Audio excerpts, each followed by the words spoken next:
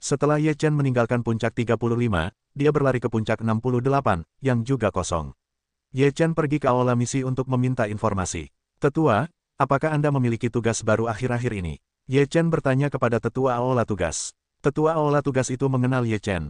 Dia berkata sambil tersenyum, ada tugas baru, dan poin intinya relatif tinggi.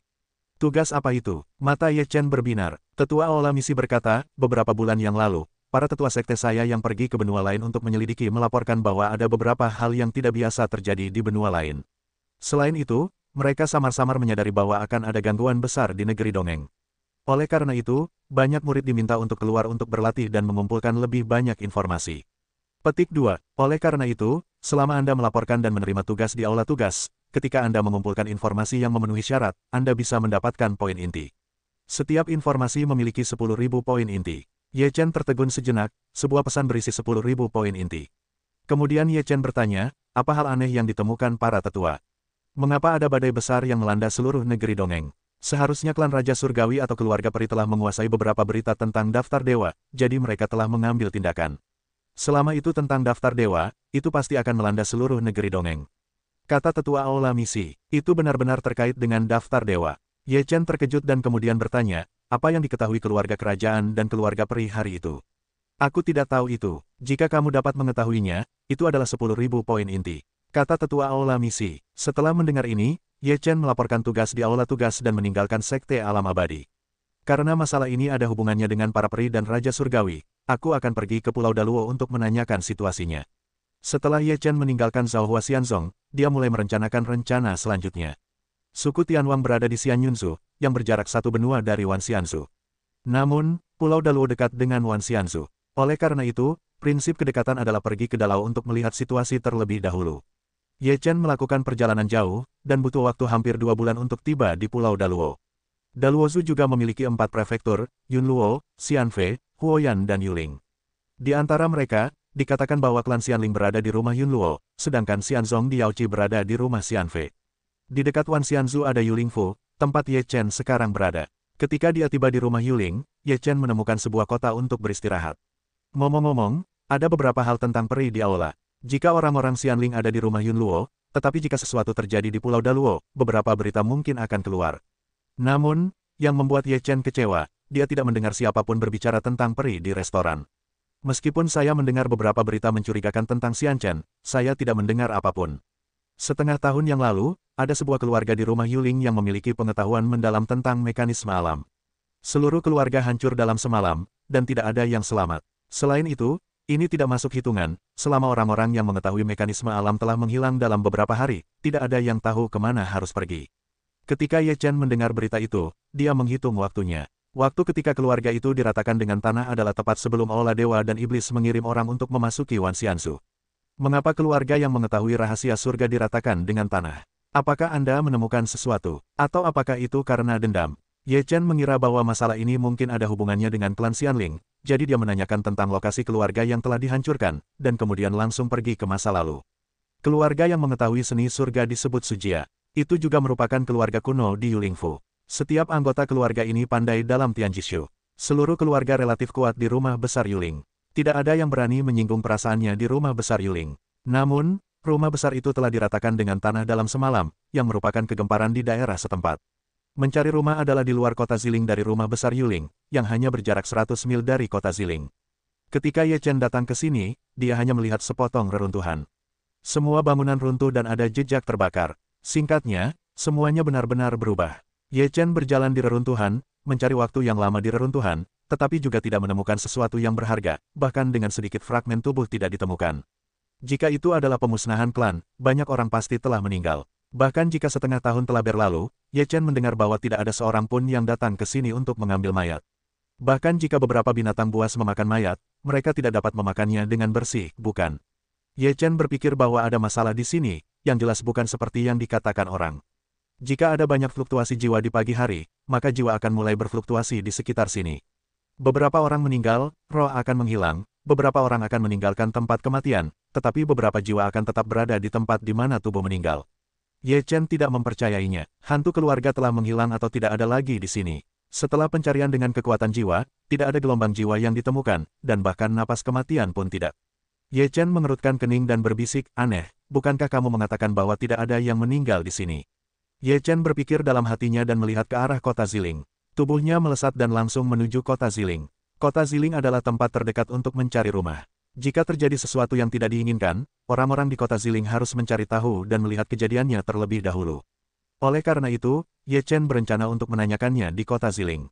Ye Chen berjalan di sekitar kota Ziling dan menemukan sebuah toko bernama Bai Xiaotang. Bagian depan toko itu tidak besar, tetapi papan namanya sangat besar.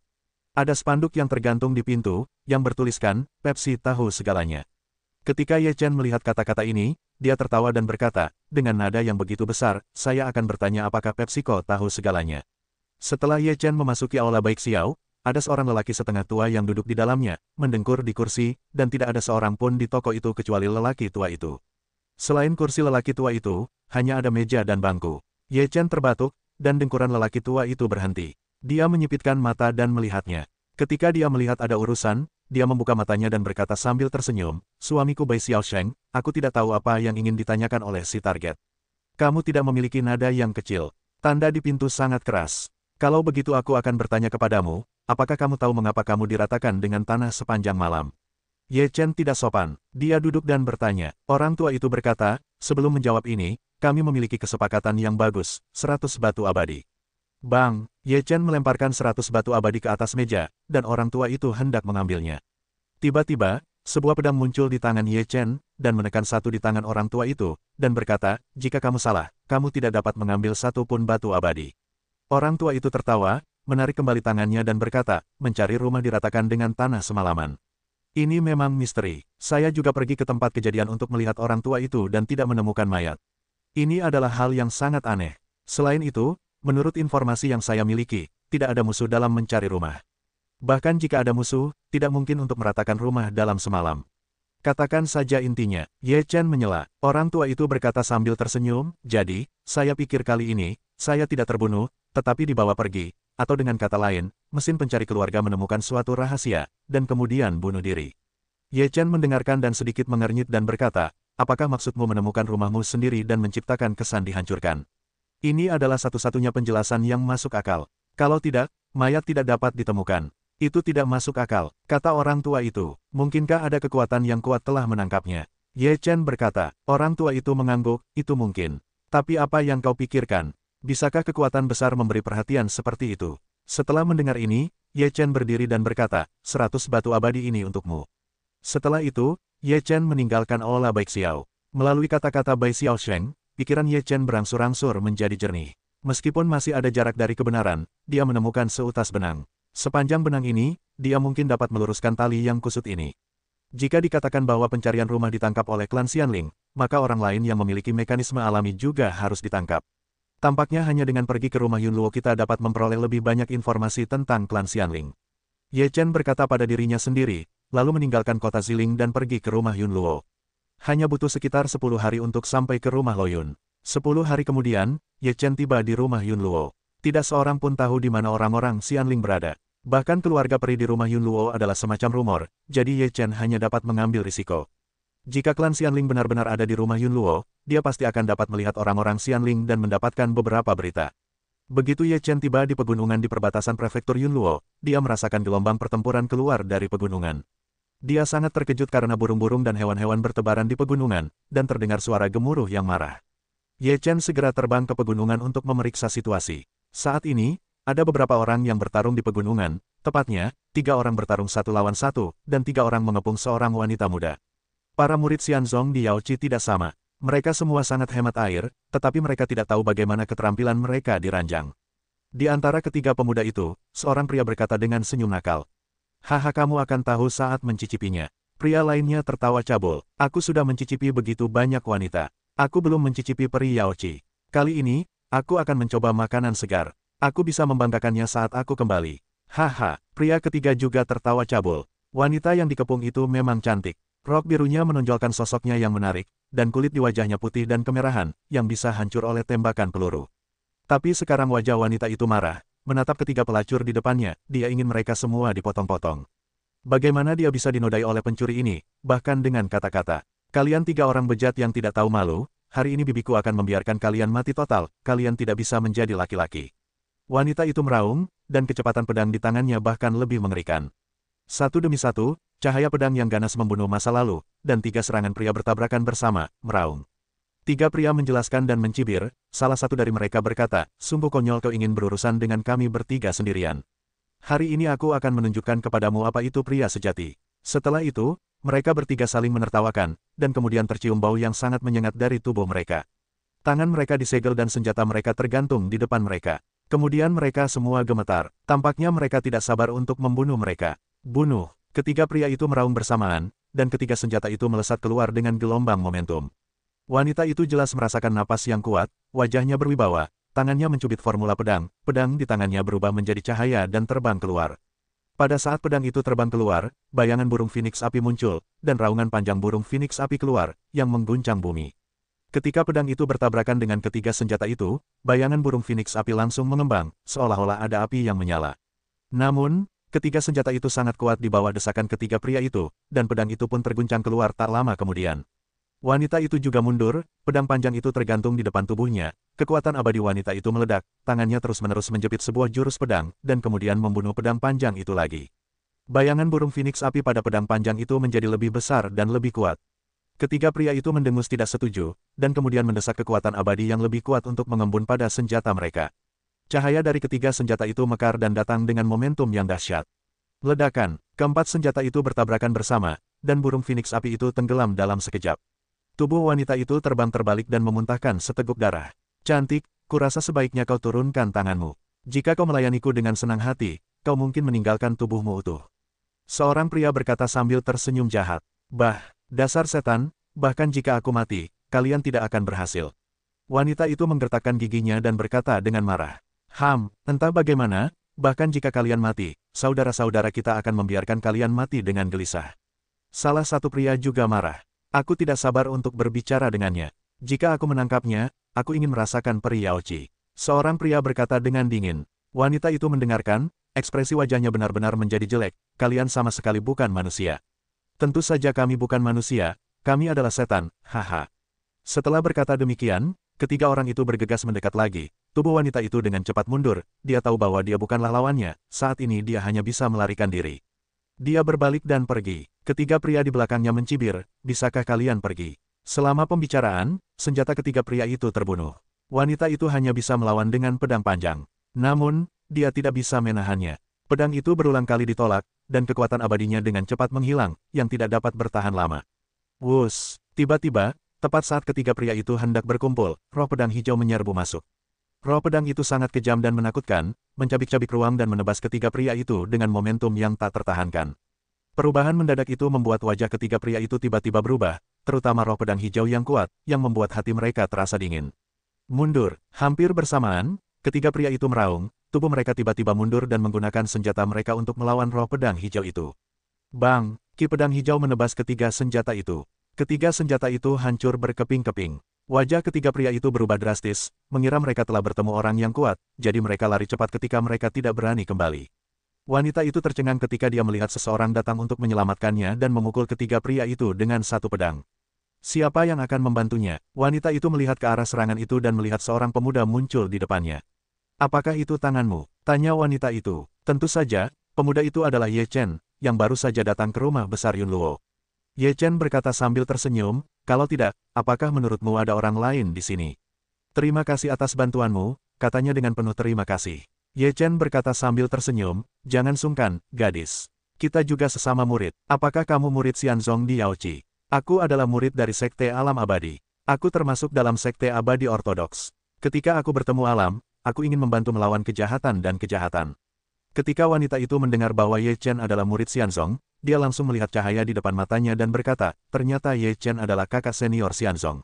Aku tidak tahu bagaimana memanggilnya. Kakak seperguruan macam apa? Namaku Ye Chen. Aku tidak tahu harus memanggil gadis itu dengan sebutan apa." Ye Chen berkata sambil tersenyum tipis. "Kebetulan sekali kita adalah keluarga sendiri. Namaku Ye Lingsuang, murid inti Xianzong di Yaochi," kata wanita itu. Setelah mendengar ini, Ye Chen tertegun sejenak lalu berkata sambil tersenyum, "Itu adalah keluarga 500 tahun yang lalu, jadi aku bisa saling mengenal hari ini." Ye Lingsuang bertanya dengan rasa ingin tahu, "Zhao Hua Xianzong ada di Wan Xianzu. Mengapa Ye datang ke Pulau Daluo?" Ketiga orang itu seharusnya dari kuil para dewa dan iblis. Ye Chen tidak menjawab perkataan Ye Lingxuang dan berkata, menurutku, kalian, Yao Qi Xianzong, juga seharusnya mengetahuinya. Sekarang tangan kuil para dewa dan iblis terentang agak jauh. Ye Lingxuang tentu saja tahu apa yang dikatakan Ye Chen, dan berkata, kakak seperguruan Ye ada di sini untuk masalah ini. Nona Lingxuang, bolehkah saya mengajukan beberapa pertanyaan? Ye Chen menatap Ye Lingxuang dan bertanya, saudara Ye, tolong katakan saja. Kata Ye Lingxuang. Ye Chen bertanya, kuil dewa dan iblis telah mencapai Pulau Daluo. Apakah Sekte Dewa Yaoqi juga menemukan sesuatu? Sekarang seluruh negeri dongeng penuh dengan arus bawah. Saya pikir tidak mungkin Sekte Dewa Yaoqi tidak mengetahuinya. Mendengar Ye Chen berkata demikian, Ye Lingxuang tampak berwibawa dan berkata, saudara Ye benar. Sekte Dewa Yaoqi kami benar-benar mengetahuinya, jadi kali ini Sekte Dewa Yaoqi juga mengirim banyak murid untuk mengalaminya dan menanyakan informasi. Apa yang Anda temukan? Tanya Ye Chen. Kami hanya menemukan bahwa orang-orang dari kuil dewa dan iblis sering muncul di Pulau Daluo, dan membunuh banyak orang di kuil dewa dan iblis, tetapi kami masih belum mendapatkan petunjuk apapun. Ye Lingxuang menggelengkan kepalanya dan berkata, apakah tidak ada apa-apa tentang para peri? Tanya Ye Chen ragu-ragu. Ye Lingxuang menunjukkan ekspresi sinis dan berkata, orang-orang Xianling itu sangat egois. Mereka hanya peduli pada diri mereka sendiri. Mereka sama sekali tidak peduli. Itu adalah Xianzong kita di Yaoqi. Pada masa kehancuran besar, para peri sangat egois sehingga mereka tidak perlu mengharapkan mereka melakukannya. Ye Chen berkata, apakah kamu tahu bahwa orang-orang di kuil para dewa dan iblis cukup untuk melakukan aktivitas di benua lain? Ye Lingxuang menggelengkan kepalanya dan berkata, ini tidak terlalu jelas. Xianzong telah menyelidiki, dan Zongnei mulai merasa bahwa masalah ini tidak sederhana. Saya pikir akan segera ada hasilnya. Ye Chen mengangguk sedikit dan berkata, gadis Lingxuang, sebaiknya kamu mencari tempat untuk mengolah dirimu sendiri. Ye Lingxuang berkata, ada sebuah kota di depan, kita bisa pergi ke kota itu untuk beristirahat. Mereka meninggalkan pegunungan bersama dan menuju ke kota. Nona Lingxuang, apakah Anda satu-satunya orang di Yunluo Mansion? Setelah tiba di kota, Ye Chen dan Ye Lingxuang mencari penginapan untuk makan dan mengobrol. Ada beberapa saudari senior di Yunluo Mansion, kata Ye Lingxuang. Ye Chen berkata, Nona Lingxuang, Anda terluka sekarang, dan Anda tidak aman. Sebaiknya Anda pergi dan menemui para saudari senior di Yaoqi. Saya keluar untuk berlatih, dan wajar saja jika sedikit terluka. Ye Lingxuang menggelengkan kepalanya. Ye Chen tidak banyak bicara. Setelah makan, Ye Lingxuang pergi ke kamar untuk menyembuhkan lukanya. Namun, Ye Chen mulai mencari tahu tentang berita di kota, berharap mendapatkan informasi tentang para peri. Bahkan jika tidak ada berita tentang keluarga peri, setidaknya kita bisa mendengar berita tentang kuil para dewa dan iblis. Tangan orang-orang di aula para dewa dan iblis telah mencapai rumah Yunluo. Tidak mungkin tidak ada yang mengetahuinya. Namun, setelah penyelidikan di kota, masih belum ada berita. Namun yang membuat Ye Chen kecewa, tidak ada berita sama sekali. Semakin seperti ini, semakin Ye Chen merasa bahwa ada masalah besar. Jika orang-orang dari kuil dewa dan iblis datang ke rumah besar Yunluo, jika mereka begitu rendah hati, mereka pasti tidak ingin mengekspos diri mereka sendiri dan menarik perhatian orang lain. Ini bukan gaya kuil dewa dan iblis. Begitu orang-orang di aula dewa dan iblis pergi ke sana, mereka akan membuat banyak keributan. Ada masalah besar dengan para peri. Ye Chen sangat yakin bahwa masalah ini pasti ada hubungannya dengan keluarga peri. Menjijikkan melihat bebek yang dimasak terbang. Aku masih ingin melatih gadis itu dengan baik malam ini. Sepertinya aku hanya bisa menemukan beberapa barang yang tidak bagus hari ini. Kudengar masih ada beberapa hal baik di kota ini. Aku akan puas dengan itu malam ini. Ketika Ye Chen sedang berpikir, dia mendengar beberapa suara yang dikenalnya. Dia menoleh dan melihat bahwa itu adalah tiga pria jahat yang berurusan dengan Ye Lingxuang hari ini. Ketiga orang ini berasal dari kuil para dewa dan setan. Mereka ketakutan oleh pedang Ye Chen, tetapi mereka tidak melihat tangan Ye Chen, jadi mereka sama sekali tidak mengenal Ye Chen. Aku tidak menyangka ketiga orang ini akan datang juga. Setelah Ye Chen melihat ketiga orang ini, sudut mulutnya sedikit terangkat, seolah-olah itu adalah desa lain dengan pohon willow tersembunyi dan bunga-bunga cerah. Mereka sama sekali tidak peduli dengan Ye Chen. Mereka terus berbicara dan berjalan maju. Ye Chen mengikuti mereka sepanjang jalan dan mendengarkan percakapan mereka. Kali ini, kita masih harus bersikap rendah hati. Jika ada gangguan besar dan orang dewasa mengetahuinya, kita akan tamat. Salah satu pria dengan dagu tajam berkata dengan khawatir. Jangan khawatir, tuanku, Anda akan melakukan bisnis sekarang. Selama kita melakukannya dengan baik, tidak ada yang akan meragukan kita. Pria lain berjubah hitam tersenyum. Dengan kata lain, sepertinya ada sesuatu yang besar terjadi di kuil para dewa dan iblis kita kali ini. Kali ini, orang-orang dewasa membawa kita keluar untuk melakukan sesuatu, dan mereka tidak mengatakan apa yang harus dilakukan. Ketika mereka datang ke rumah Yunluo, mereka menghilang. Pria ketiga dengan pakaian abu-abu ragu-ragu. Saya mendengar beberapa kabar angin bahwa kita akan mencapai kesepakatan kerja sama dengan para peri. Pria dengan dagu yang tajam berbisik. Dua pria lainnya tertegun sejenak. Pria berpakaian hitam bertanya, cepat beritahu kami, apa yang terjadi di sini. Saya sudah mendengarnya, dan saya hanya tahu sedikit. Mengenai mengapa kita perlu bekerja sama, terserah kepada atasan untuk mengetahuinya. Bagaimana kita bisa tahu, kata pria dengan dagu yang tajam. Tidak peduli mengapa, jika Anda dapat membuat kepala kuil berjanji untuk bekerja sama dengan keluarga peri, itu pasti dapat memperoleh manfaat besar, dan kami akan mengikuti Zhang Wang. Pria berpakaian abu-abu tertawa. Hari mulai gelap, ayo pergi dan bersenang-senang dengan beberapa wanita cantik. Pria dengan dagu yang tajam berkata dengan senyum cabul. Ye Chen mengikuti sepanjang jalan, mendengar kata-kata ini, melihat ketiga pria itu tampak senang, juga tidak terus mengikuti. Sepertinya tebakanku tidak salah, kuil dewa dan iblis telah bekerja sama dengan para peri. Ye Chen bergumam dalam hatinya dan kemudian kembali ke penginapan. Di penginapan, luka Ye Lingsuang telah pulih hingga 7 atau 8 kali. Ye Chen mengetuk pintu Ye Lingsuang. Ketika Ye Lingsuang membuka pintu, dia tertawa dan berkata, Kakak Ye, ada apa? Nona Lingsuang, Anda kembali ke Sekte Xianzong di Yaoqi dan beritahu Sekte bahwa kuil dewa dan iblis mungkin telah bekerja sama dengan orang-orang Xianling. Ye Chen berjalan ke kamar dan berbisik. Ye Lingsuang terkejut sejenak, lalu menatap Ye Chen dengan serius dan berkata, Kakak senior Ye, apakah ini benar? Tadi aku melihat 3 orang yang menyerangmu di pegunungan. Saat aku mengikuti mereka, aku mendengar percakapan mereka. Itu semua benar. Tidak jelas mengapa aula sihir dan klan Xianling bekerja sama. Kau kembali saja dan biarkan Xianzong dari Yaoqi berjaga-jaga terhadap orang-orang Xianling. Ye Chen berkata dengan sungguh-sungguh.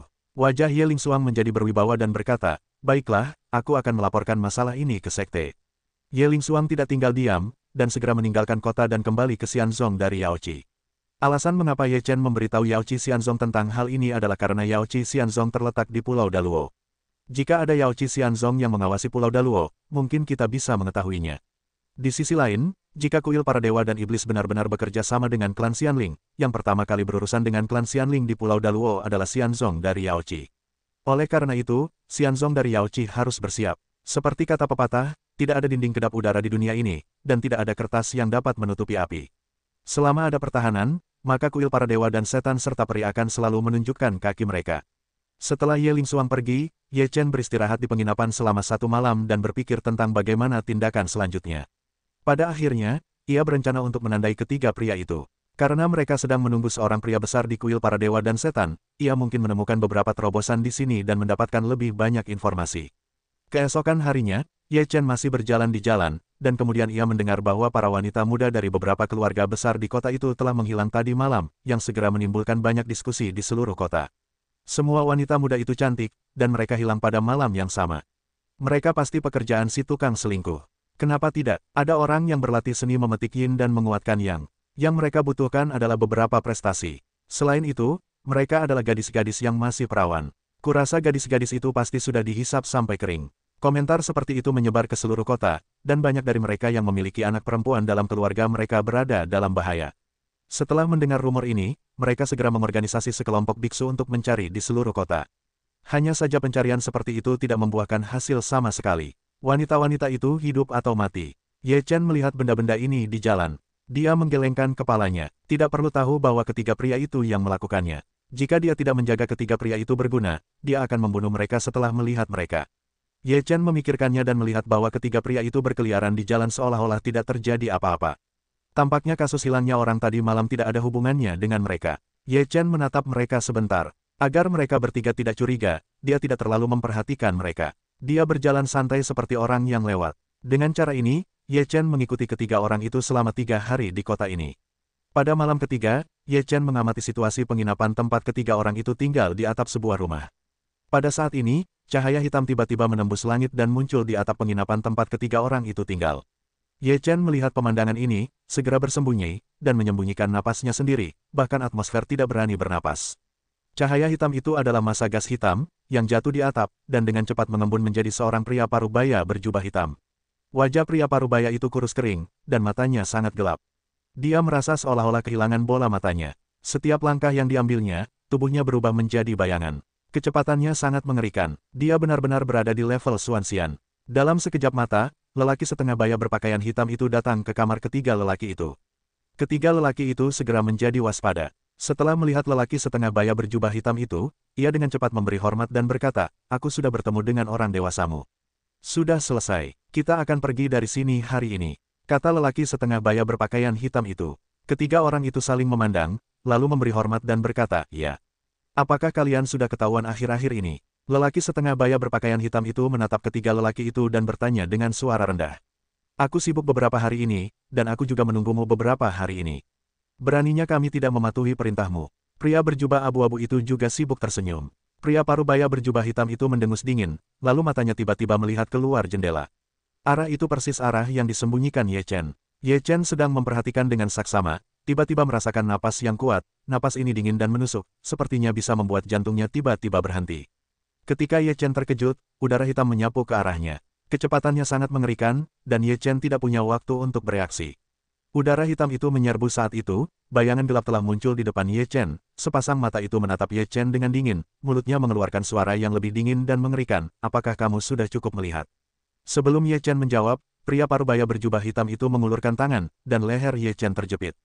Di tangan pria parubaya itu, Ye Chen tidak memiliki kekuatan untuk melawan. Kemudian, ketiga pria itu juga muncul di atap dan melihat bahwa seseorang mengikuti mereka. Wajah mereka pucat dan berkeringat. "Itulah yang kau bicarakan, tidak ditemukan." Pria parubaya berpakaian hitam itu memandang ketiga pria itu dan mendengus dingin. Ketiganya langsung berlutut dan berkata, "Tuanku, maafkan aku. Kami tidak tahu kapan dia mengintai kami. Aku tidak tahu apakah aku sedang diawasi. Sungguh sia-sia. Apakah kalian membocorkan rahasia?" Pria parubaya berjubah hitam itu berkata dengan dingin. "Tidak, kami tidak pernah membocorkan rahasia apapun." Ketiganya berkata dengan cepat, saat ini seluruh tubuh mereka telah basah oleh keringat. Mengapa mereka tidak membocorkan beberapa rahasia? Bukankah pria parubaya itu telah diikuti oleh pria berkulit hitam sebelum mereka tertangkap? Namun, di mana mereka berani mengakuinya, mereka hanya mencari kematian. "Kalian kuil dewa dan iblis, apa-apaan ini?" Ye Chen tercekat di tenggorokannya, bertanya dengan susah payah. "Itu bukan yang seharusnya kalian tanyakan. Kalian akan segera mati." Pria parubaya berpakaian hitam itu berkata dengan dingin. "Biarkan aku berempat mengerti." Ye Chen berkata, "Tidak perlu seperti itu." Pria parubaya berjubah hitam itu berkata, dengan tangan yang keras, leher Ye Chen berdetak dan terjepit. Namun, pada saat lehernya terjepit, tatapan mata pria parubaya berjubah hitam itu tiba-tiba mengeras. Dia melihat tubuh Ye Chen di tangannya telah berubah menjadi gumpalan jalan dan menghilang dari tangannya. Itu tubuh yang terpisah. Pria parubaya berpakaian hitam itu gemetar karena marah. Ketiga pria itu bahkan lebih ketakutan dan gemetar. Jika Ye Chen tidak terbunuh, mereka bertiga akan tamat. "Apakah kalian pikir kalian bisa melarikan diri?" Pria parubaya berpakaian hitam itu menatap malam dan mendengus dingin, lalu tubuhnya tiba-tiba menghilang. "Kalian bertiga di sini untuk dihukum." Setelah pria parubaya berpakaian hitam itu pergi, ketiganya mendengar suara yang begitu dingin. Sudah berakhir, ketiga orang itu semua duduk di tanah, langsung leng-leng dalam keadaan linglung, saat ini jiwa mereka hampir ketakutan. Ketika Ye Chen muncul sebagai seorang pria parubaya berjubah hitam, demi keselamatan, ia mengganti tubuh aslinya dengan tubuhnya sendiri, yang saat ini sudah berada di luar kota. Setelah Ye Chen meninggalkan kota, ia menemukan bahwa tubuhnya sendiri telah menghilang, dan hatinya juga berantakan sejenak. Dalam sekejap, ia memisahkan tubuh yang terpisah dan melarikan diri ke arah lain. Dan ia sendiri adalah operasi waktu dan ruang yang besar, melarikan diri dengan cepat. Setelah pria parubaya berjubah hitam itu keluar dari kota, ia menemukan dua napas besar menuju kedua arah yang berbeda. Alisnya sedikit berkerut, lalu ia menutup matanya, dan seluruh tubuhnya dipenuhi dengan udara hitam. Setelah beberapa saat istirahat, pria parubaya berjubah hitam itu menuju ke arah tubuh asli Ye Chen untuk mengejar masa lalu. Kecepatan pria parubaya berjubah hitam itu sangat mengerikan, dan menghilang dalam kegelapan dalam sekejap. Ye Chen melarikan diri untuk beberapa saat, sedikit lega, bahkan jika pria parubaya berjubah hitam mengejarnya di sini, bukankah seharusnya dia juga mengejarnya? Dia melarikan diri dari kota dengan keterampilan ruang waktu yang hebat. Kecepatannya mengerikan. Sekarang dia berada ribuan mil jauhnya dari kota, apakah pria parubaya berpakaian hitam itu masih bisa mengejarnya? Tepat setelah Ye Chen menarik napas, rambutnya yang dingin berdiri dan merasakan napas yang kuat mendekat dengan cepat. Bagaimana? Wajah Ye Chen berubah drastis, dan dia segera melarikan diri dengan seluruh kekuatannya. Kemudian dia mendengar suara yang jauh seperti guntur, "Apakah kamu pikir kamu bisa melarikan diri dengan cara ini?" Sangat naif. Hati Ye Chen berantakan sejenak, tetapi dia tidak memperhatikan suara itu, hanya dengan putus asa mempercepat kecepatan melarikan diri, saat itu tidak berani menunda. Namun, celah antara kekuatannya dan pria parubaya berjubah hitam itu terlalu besar. Meskipun dia telah mencoba yang terbaik untuk melarikan diri, dia masih merasa bahwa ada napas di belakangnya yang mendekat dengan cepat dan akan segera muncul di depannya. Udara hitam membelah langit, seperti kilat hitam, mendekati Ye Chen. Hanya dalam ruang bernapas, kilat hitam telah mencegat Ye Chen. Wajah Ye Chen tiba-tiba berubah, dia menghentikan tubuhnya, berbalik dan melarikan diri ke arah lain. Dia tidak akan mengakui hidupnya seperti itu. Jika kamu diizinkan melarikan diri dari kursi ini, apa wajah kursi ini? Udara hitam berubah menjadi seorang pria parubaya berjubah hitam. Tubuhnya melintas dan muncul di depan Ye Chen lagi. Ye Chen berhenti, ekspresinya bermartabat, napasnya menjadi berat, dan dia menatap pria parubaya berpakaian hitam tanpa mengucapkan sepatah kata pun. Aku tidak peduli apa yang kau ketahui hari ini, kau akan mati.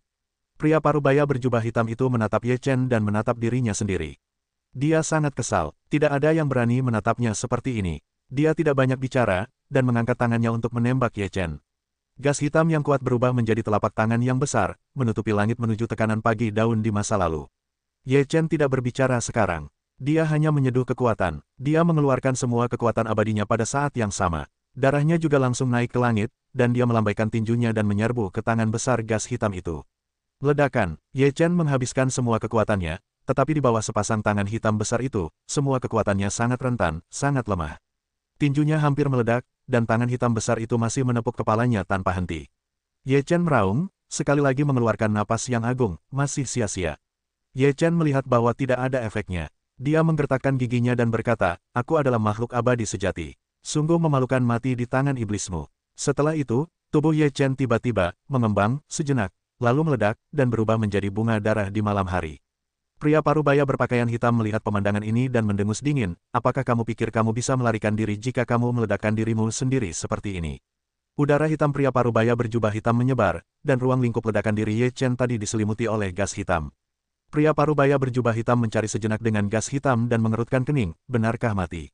Pria parubaya berjubah hitam mengira Ye Chen hanya ingin meledakkan dirinya sendiri dan menipunya, jadi dia mencari di sini, tetapi dia tidak menyangka akan menemukan napas Ye Chen. Sepertinya aku sangat menghormatinya. Pria parubaya berjubah hitam mendengus dengan jijik, dan kemudian semua gas hitam mengembun di sekelilingnya, dan tubuhnya menghilang di tempatnya. Pada saat ini, ada keheningan, hanya bau darah yang masih tersisa di sini. Pria parubaya berjubah hitam kembali ke kota. Ketiga pria itu menunggunya di situ, dan tidak ada yang berani bergerak. Setelah melihat pria parubaya berjubah hitam, ketiganya dengan cepat berlutut dan bersujud terus-menerus, berkata, maafkan saya, Tuan. Kami benar-benar belum mengungkapkan apapun. Anda dapat memaafkan saya, tetapi hukuman diperlukan. Pria parubaya berjubah hitam mendengus dingin. Setelah itu, dia melambaikan tangannya yang besar, dan 3 gas hitam keluar. Semua lengan kiri ketiga pria itu terputus. Ketiga pria itu semua berteriak, lalu menahan rasa sakit dan berkata dengan penuh terima kasih karena tidak membunuhku. Pria parubaya berjubah hitam itu bersenandung, ini adalah masa kritis, jika kau gagal lagi, kepalamu akan bergerak lain kali. Ya, ketiganya dengan cepat bersujud, pergi. Pria parubaya berjubah hitam itu minum, dan ketiga pria itu menghilang bersama. Sebuah kantong surga dan bumi tergeletak diam di tanah, dengan jejak darah di atasnya. Pada saat ini, ada cahaya yang melonjak di mulut kantong Qian Kun, dan kemudian Ye Chen muncul di sebelah kantong Qian Kun. Tapi, sekarang dia, hanya setengah dari tubuhnya, bagian bawah tubuhnya telah menghilang, lukanya mengejutkan. Ye Chen melihat kakinya yang telah hancur, menggertakkan giginya, dan kemudian mengoperasikan kemampuan generasi muling untuk menyembuhkan dirinya sendiri. Pada saat yang sama, dia mengeluarkan setumpuk pil dari kantong surga dan bumi dewa dan memakannya seperti permen. Pada saat dia memilih untuk meledakkan dirinya sendiri, dia hanya akan meledakkan kakinya. Pada saat ledakan diri, pria parubaya berjubah hitam menahan gelombang udara yang dihasilkan oleh ledakan diri, dan hanya setengah dari tubuhnya yang lahir, dan kemudian dia masuk ke dalam kantong Tuhan dan surga. Dengan sepasang kaki sebagai ganti nyawa, itu juga sepadan, setidaknya kaki-kaki itu dapat dipulihkan di bawah kemampuan generasi muling. Hanya saja aku perlu mengolah diriku sendiri untuk sementara waktu. Setelah bernapas perlahan, Ye Chen membiarkan Chen keluar dari kantong surga dan bumi, lalu naik ke punggungnya untuk mencari gua dan tempat lain untuk menetap. Setelah mencari selama beberapa jam di hutan, dia menemukan gua yang tidak terlalu besar, dan ada monster di dalam gua itu. Untungnya, monster itu tidak cukup kuat, bahkan yang kecil pun dapat menelannya dengan mudah. Dewa Perang, aku ingin memulihkan diri untuk jangka waktu tertentu. Kamu harus berdiri di dekat mulut gua dan tidak ditemukan. Ye Chen menegur. Dewa Perang itu mengangguk dan menjilati luka Ye Chen untuk menunjukkan perhatiannya. Ye Chen berkata sambil tersenyum, tidak apa-apa. Aku akan segera baik-baik saja. Dewa Perang itu baru saja keluar dari gua, lalu berbaring di mulut gunung, sepasang mata terus-menerus menatap sekeliling. Ye Chen menghela napas. Dia tidak bisa berbuat apa-apa sekarang.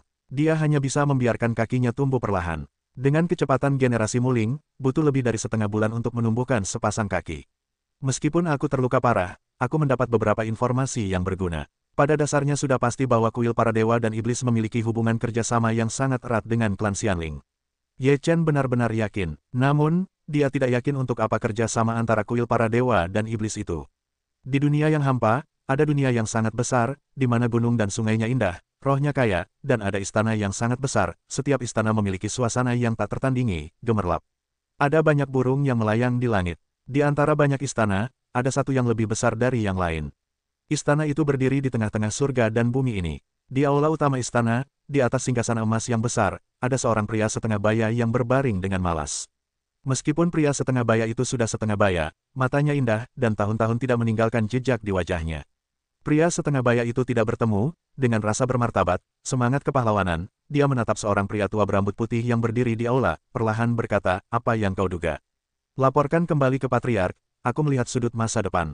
Ketika pria tua berambut putih itu berbicara, dia batuk. Dia batuk sangat parah, dan sudut mulutnya batuk darah.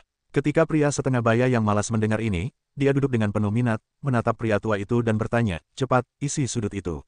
Dia tidak peduli dengan kondisi fisik pria tua itu, dan menatap pria tua itu. Lelaki tua itu berkata tanpa daya, "Aku melihat seorang lelaki dengan 5 keping daftar dewa, membunuh segala arah." Lelaki tua itu berkata di sini, dan batuk, lalu seteguk darah menyembur keluar, perlahan duduk di tanah, seluruh tubuhnya tidak memiliki kekuatan apapun. Hanya itu, lelaki setengah baya yang malas itu menatap lelaki tua itu dan mengerutkan kening. Lelaki tua itu ingin berbicara, tetapi dia tidak memiliki kekuatan untuk berbicara. Lelaki setengah baya yang malas itu segera berkata, "Ayolah, tinggallah bersamaku dan sembuhkan dia. Jika dia meninggal, kamu akan ditanya." Pada saat ini, 2 orang keluar dari aula dan membawa lelaki tua itu turun. Setelah lelaki tua itu pergi, lelaki setengah baya yang malas itu mengingat kata-kata lelaki tua itu, kedua alisnya yang seperti pedang agak menyatu, siapa lelaki itu? Tidak peduli siapa orang itu, singkatnya, dia harus dibunuh terlebih dahulu. Alis pria setengah baya yang malas itu terangkat, menunjukkan kesempatan membunuh yang menakjubkan. Pria ini adalah pemimpin klan Xianling, dan bagian langit dan bumi ini adalah tempat klan Xianling tinggal selama beberapa generasi. Orang tua yang baru saja memuntahkan darah, bernama Sun Huo, adalah leluhur Sun Jia yang diratakan dengan tanah dalam semalam. Dia juga orang yang memiliki pengetahuan mendalam tentang seni surga. Dapat dikatakan bahwa di Luozu besar, jika ini berada di peringkat kedua, maka tidak ada yang berani mengatakan bahwa itu berada di peringkat pertama. Pada awalnya, itu karena mencari Huo menemukan beberapa hal, yang dibocorkan oleh anggota keluarga, dan baru saja diketahui oleh keluarga peri. Oleh karena itu, keluarga peri menangkap mereka semua. Mencari Huo juga untuk menjaga semua orang dalam mencari keluarga. Ini adalah satu-satunya cara untuk bekerja bagi orang-orang Xianling dan menghitung tempat daftar dewa untuk mereka. Namun, hal-hal semacam ini yang menentang surga akan dihukum oleh surga. Ketika mencari Huo terpaksa, dia hanya bisa menggunakan yuan umur panjangnya sendiri untuk ditukar dengan kesempatan surga. Hanya dalam beberapa bulan, Sun Huo telah menjadi jauh lebih tua dan tubuhnya semakin memburuk dari hari ke hari. Setelah setiap pemotongan, Sun Huo akan muntah darah dan kehilangan nyawanya. Jika kita terus melakukannya, kita tidak akan dapat menemukan Huo dalam waktu dekat. Namun Linggao tidak peduli dengan kondisi fisik mencari Huo. Jika Sun Huo gagal, dia akan minum pil. Selama dia dapat menyimpulkan apa yang ingin dia ketahui, dia akan aman dan sehat. Jika tidak, itu akan menjadi bencana. Pihak klan Raja Surgawi sudah mulai bergerak, gerakan kita harus lebih cepat daripada klan Raja Surgawi. Pada saat ini, di aula, sebuah bayangan virtual muncul dari udara tipis. Bayangan virtual ini adalah kepulan asap, yang dapat menghilang kapan saja. Bayangan ini adalah seorang lelaki tua, rambutnya seputih salju, tetapi wajahnya merah dan kondisi mentalnya sangat baik. Ketika Linggao melihat lelaki tua berambut putih itu, niat membunuh di antara kedua alisnya menghilang dalam sekejap, dan kata-katanya sedikit penuh hormat dan berkata, "Selama kita dapat mengetahui siapa yang terbang dengan 4 keping daftar Feng Shen, kita dapat memulai lebih awal. Kerjasama antara kita dan kuil para dewa dan iblis harus dirahasiakan dan tidak boleh terlalu dipublikasikan. Jika semuanya diketahui sebelumnya, kita akan kehilangan keuntungan kita," kata lelaki tua berambut putih itu. "Hari ini aku telah memberitahu para utusan di kuil para dewa dan iblis bahwa mereka tidak boleh melakukan apapun untuk saat ini." Jalan spiritual berkata, lelaki tua berambut putih itu berkata, "Klan Raja Surgawi sangat kuat. Jika kita ingin menang dalam kontes ini, kita tidak bisa menang dengan mengandalkan aula dewa dan iblis. Kita harus bersatu dengan para peri lainnya, dan kita juga perlu memanfaatkan aula 9 iblis." Linggao menganggukkan kepalanya dan berkata, "Ini sudah aku rencanakan. Karena aku harus mencabik-cabik kulit keluarga Raja Surgawi kali ini, kita harus benar-benar aman dan mengalahkan keluarga Raja Surgawi dengan satu gerakan. Ingatlah bahwa daftar dewa adalah kuncinya. Jika kau menemukan daftar dewa, para dewa akan mengirim utusan ke bawah. Dengan bantuan para dewa, keluarga Raja Surgawi akan runtuh. Kata lelaki tua berambut putih itu. Aku mengerti. Jalan spiritual itu berkata, sosok lelaki tua berambut putih itu perlahan menghilang, dan hanya ada satu orang yang tersisa di aula. Potongan-potongan daftar dewa, pasti ada di dalam tas peri-periku. Ling Dao menyipitkan matanya dan berkata dengan sungguh-sungguh. Dalam sekejap waktu, sebulan berlalu dalam sekejap mata. Dalam waktu sebulan ini, orang-orang di kuil para dewa dan iblis tiba-tiba berhenti bergerak. Orang-orang di kuil para dewa dan iblis menghilang hampir dalam semalam. Sudah sebulan, dan aku belum menemukan bayangan kuil. Tidak ada gerakan di aula para dewa dan iblis, dan beberapa sekte abadi ortodoks secara alami memanggil semua tetua, tetapi membiarkan beberapa murid tetap berlatih di luar. Meskipun aula para dewa dan roh menghilang, tetapi beberapa peri besar tidak dikecewakan begitu saja. Mereka masih menyelidiki secara diam-diam, mencoba mencari tahu apa tujuan dari tindakan itu. Di sebuah lubang kecil, Ye Chenping berbaring di tanah. Kakinya telah tumbuh lagi, tetapi belum pulih sepenuhnya. Selama bulan ini, Ye Chen menyembuhkan luka-lukanya dengan roh kayu dan mempraktikkan formula dominasi bintang 9, berhasil memadatkan bintang kuno ketiga. Hari-hari ini, Chen berjaga-jaga di mulut gua. Jika dia lapar, dia akan menarik beberapa monster untuk memakannya dan tidak pernah meninggalkan gua. Ye Chen juga telah meminum banyak pil dalam sebulan terakhir. Tubuhnya telah pulih, tetapi kakinya baru saja tumbuh, dan dia tidak memiliki banyak kekuatan. Jika dia ingin berjalan lagi, dia masih membutuhkan waktu untuk makan. Sudah sebulan, dan aku tidak tahu apa yang terjadi di luar. Aku harus menyampaikan kolusi antara aula iblis dan keluarga peri sesegera mungkin.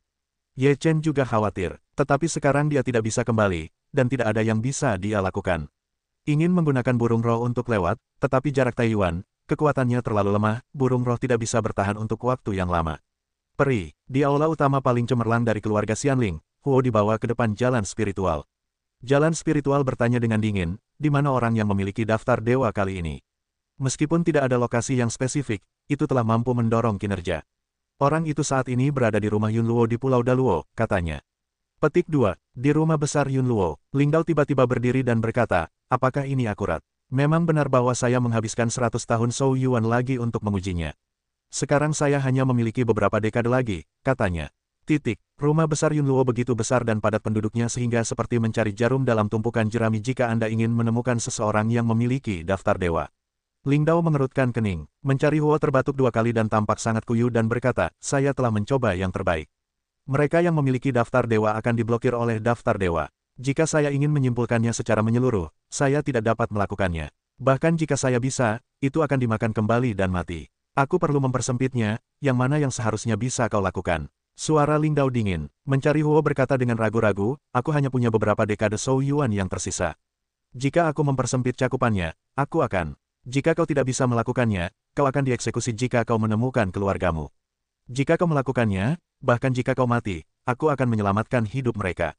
Kau bisa memikirkannya, kau dapat menukar hidupmu dengan hidup keluargamu. Jalan spiritual itu dalam, tatapan mata mencari Huo sedikit berubah, beberapa desahan tak berdaya, untuk menemukan rumah, dia hanya bisa mengorbankan dirinya sendiri. Kepala keluarga Ling, aku harap kau menepati janjimu. Jika aku membantumu, aku akan melepaskan mereka yang mencari rumah setelah kematianku. Melihat jalan roh, dia berkata. Ling Dao berkata sambil tersenyum, aku adalah kepala klan Xianling, apakah kau akan menipu? Baiklah, aku akan mempersempitnya bahkan jika aku sekarat. Mencari Huo menggertakkan giginya dan berkata dengan sungguh-sungguh. Bagus, silakan, aku akan memberimu 10 hari. Sudut mulut Ling Dao ditutupi dengan seringai. Mencari Huo, Chu itu meninggalkan aula utama dengan sedih. Aku tidak menyangka pria itu ada di rumah Yun Luo, Tuhan telah membantuku, dan kali ini dia tidak akan membiarkannya lolos. Ling Dao mendengus dingin. Dalam sekejap waktu, 10 hari lagi telah berlalu. Ye Chen sudah bisa berjalan di dalam gua, tetapi masih belum begitu nyaman. Aku masih belum terbiasa dengan kaki baru ini. Aku harus berjalan lebih banyak. Ye Chen terus berjalan, seperti bayi yang belajar berjalan. Untuk membiasakan diri dengan kaki barunya, Ye Chen berjalan selama 2 hari berturut-turut, yang membuatnya berjalan lebih normal. Sudah waktunya untuk keluar dari sini dan bertanya tentang situasinya. Ye Chen berjalan di depan Chen Chen. Melihat bahwa Ye Chen sudah bisa berjalan-jalan, dia dengan senang hati mengusap-usap tubuh Ye Chen. Ye Chen tersenyum dan berkata, sudah waktunya bagi kita untuk pergi dari sini. Setelah itu, Ye Chen menerima tas langit dan bumi milik dewa, lalu tubuhnya melesat dan menghilang di tempat. Pada saat ini, di sebuah ruangan klan Xianling, Sun Huo tiba-tiba memuntahkan seteguk darah. Wajahnya pucat, seperti selembar kertas putih. Napasnya menjadi sangat lemah. Sun Huo gemetar dengan tangannya yang berlumuran darah karena serangan itu, menulis beberapa karakter besar di tanah rumah Yun Luo, dekat kota Tianluo. Setelah kata-kata ini ditulis, ketika Sun Huo akan menulis lebih banyak, seluruh tubuhnya tidak dapat bertahan dan jatuh ke tanah tanpa bernapas. Di aula utama klan Xianling, seorang klan Xianling bergegas ke aula utama untuk melihat jalan spiritual. Laporkan kepada Patriark, Sun Huo sudah meninggal, memberi hormat kepada klan. Meninggal, apakah dia meninggalkan sesuatu? Ling Dao tidak terlalu terkejut tentang ini. Dia tidak ada hubungannya dengan hidup dan mati Huo. Dia hanya peduli apakah dia telah menghitung sesuatu. Dia menulis beberapa kata sebelum dia meninggal. Kata apa? Rumah besar Yun Luo, dekat kota Tian Luo. Mencari Huo, matanya berbinar dan segera berkata, pergi dan beritahu beberapa tetua untuk datang ke aula utama untuk rapat. Ya, dia pergi dengan tergesa-gesa. Kota Tian Luo. Ye Chen berjalan ke kota Tian Luo, kota terbesar di rumah besar Yun Luo. Tidak jauh dari gunung tempat Ye Chen terluka. Ye Chen datang ke sini hanya untuk mencari tahu apakah ada berita dalam sebulan terakhir. Ye Chen mendengar bahwa orang-orang di kuil para dewa dan iblis telah menghilang sepenuhnya sebulan yang lalu, dan tidak pernah melihat apapun di kuil sejak itu. Apakah mereka semua telah menarik diri? Ye Chen menyentuh dagunya dan mulai berpikir, apa arti kuil para dewa dan iblis? Mengapa kamu berhenti tiba-tiba? Apakah itu rahasia yang harus ditemukan? Petik 2. Ketika Ye Chen mendengar bahwa kuil dewa dan iblis telah ditutup, dia tidak mungkin mendapatkan berita penting. Karena kuil dewa dan iblis telah ditutup, kembalilah dulu dan laporkan semua hal di sini kepada sekte, dan lihat apakah kita bisa mendapatkan beberapa poin inti. Ye Chen berpikir, siap untuk meninggalkan kota Tian Luo. Pada saat Ye Chen memasuki kota Tian Luo, ada banyak tokoh yang memulai dari keluarga peri dan langsung menuju kota Tian Luo.